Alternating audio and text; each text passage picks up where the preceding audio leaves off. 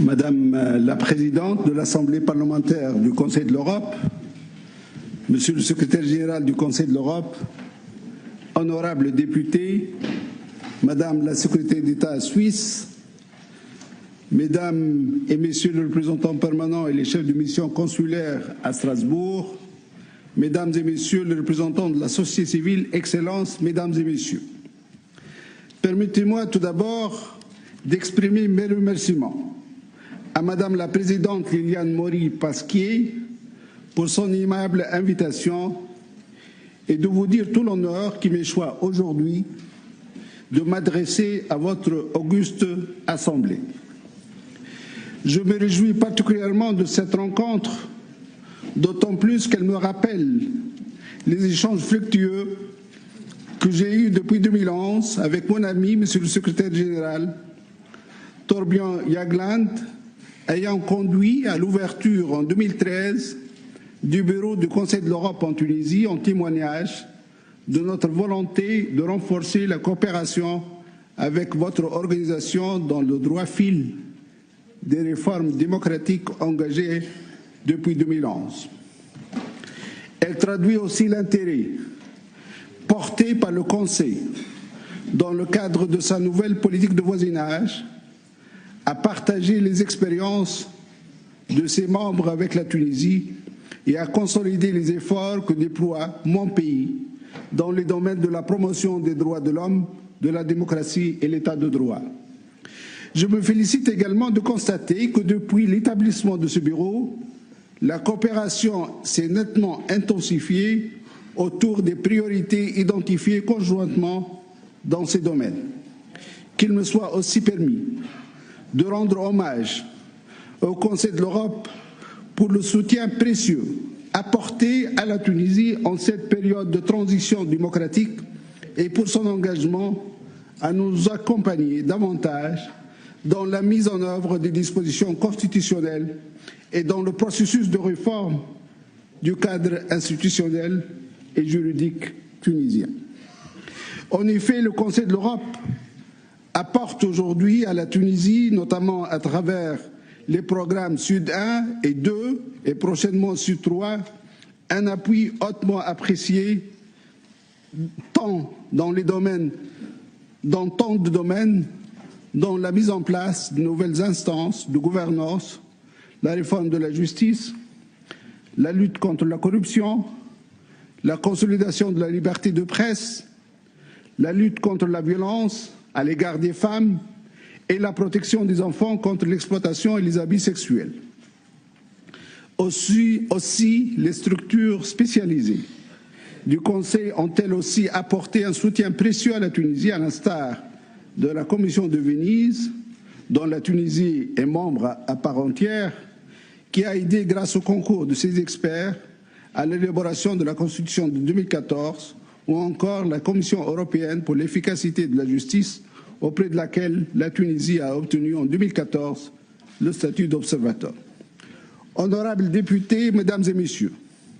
la Tunisie œuvre inlassablement depuis 2011 à parachever la construction d'une deuxième république civile et démocratique en dépit des difficultés économiques et le contexte régional difficile. Persévérant sur cette voie, elle a organisé au mois de mai dernier les premières élections municipales libres de son histoire. Un scrutin qui vient consacrer un principe primordial inscrit dans la Constitution, celui de la démocratie participative, permettant d'asseoir la gouvernance au plan local en tant que levier de croissance à même d'améliorer les conditions de vie des Tunisiens et de réduire les inégalités de développement entre les régions. Dans ce même élan réformiste et dans le prolongement de la politique avant-gardiste de la Tunisie en matière de promotion de la condition féminine, le président de la République, son Excellence M. Beji Caid Essebsi, a lancé une importante initiative visant à consacrer davantage le principe constitutionnel de l'égalité totale entre citoyennes et citoyens. De la sorte, la Tunisie offre de nouveau l'une des expériences les plus avancées dans toute la région de la reconnaissance des droits et du rôle des femmes. Un débat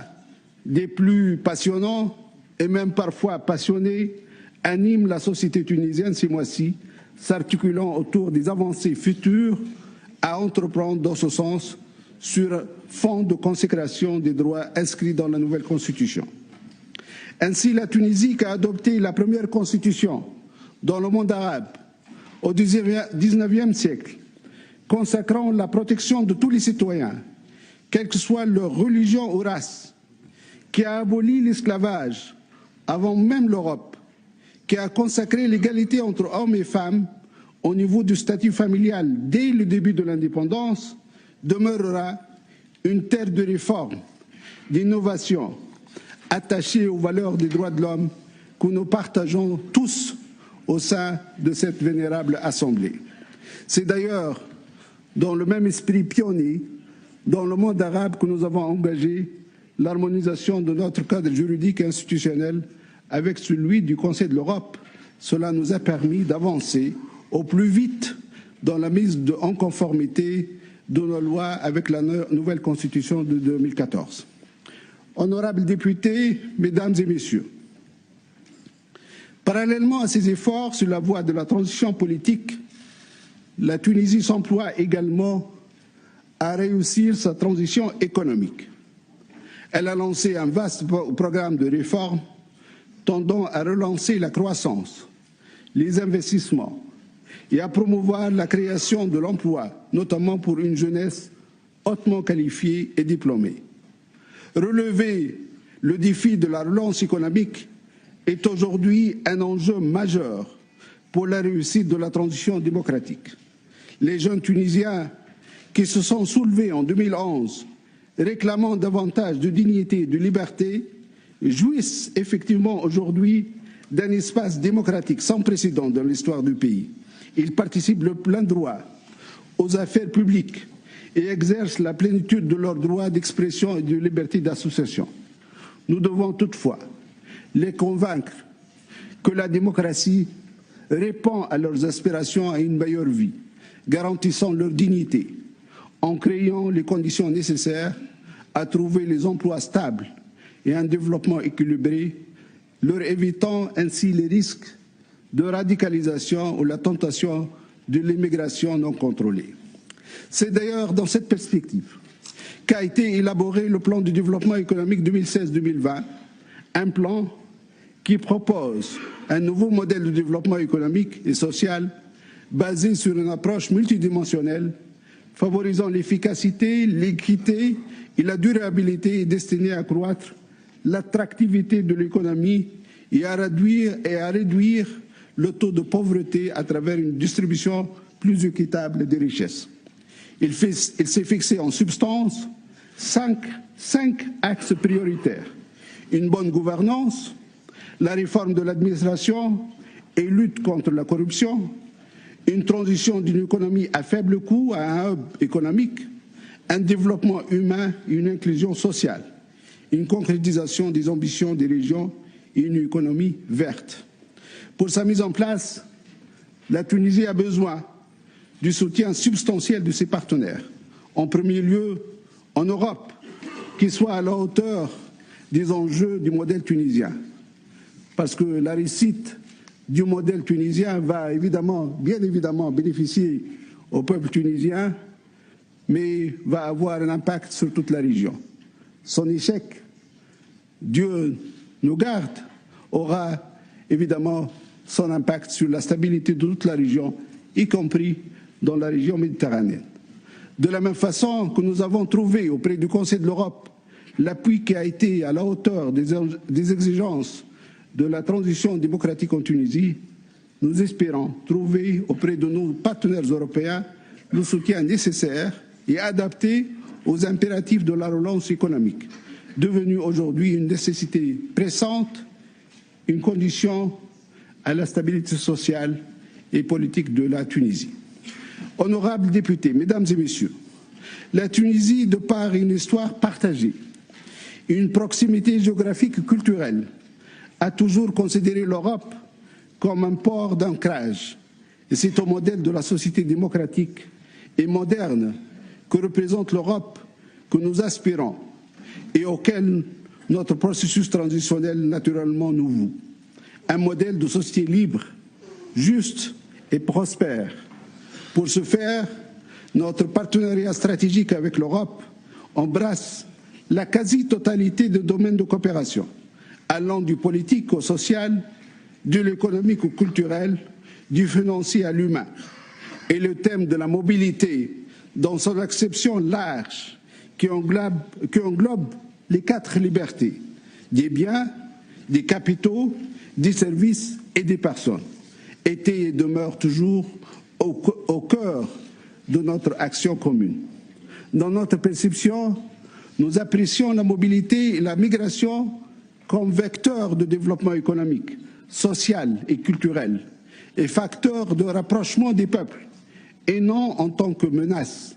contre laquelle des murailles de rejet et de repli se dressent, tel que nous le voyons de plus en plus autour de notre Mare Nostrum. En effet, la gestion de ce phénomène, aussi ancien que l'existence humaine, ne peut en aucun cas se réduire à la seule dimension sécuritaire. Elle devra obéir à une approche globale et à une logique de partenariat qui s'étend à toutes les parties prenantes et qui s'attaque aux causes profondes, donnant toute la priorité au développement des régions à fort potentiel migratoire, à la formation des jeunes et à la facilitation de la migration circulaire et organisée dans une vision gagnant-gagnant. Honorables députés, mesdames et messieurs, avant de conclure, je voudrais réitérer à Madame la Présidente de l'Assemblée et à vous tous mes remerciements pour cette occasion exceptionnelle de m'adresser à un aussi important auditoire, dépositaire de la confiance et de la conscience des peuples européens. Je suis convaincu que par votre position, vous saurez apprécier à juste valeur l'exception tunisienne, mais être aussi les interprètes de ses aspirations et attentes. Je vous remercie de votre attention.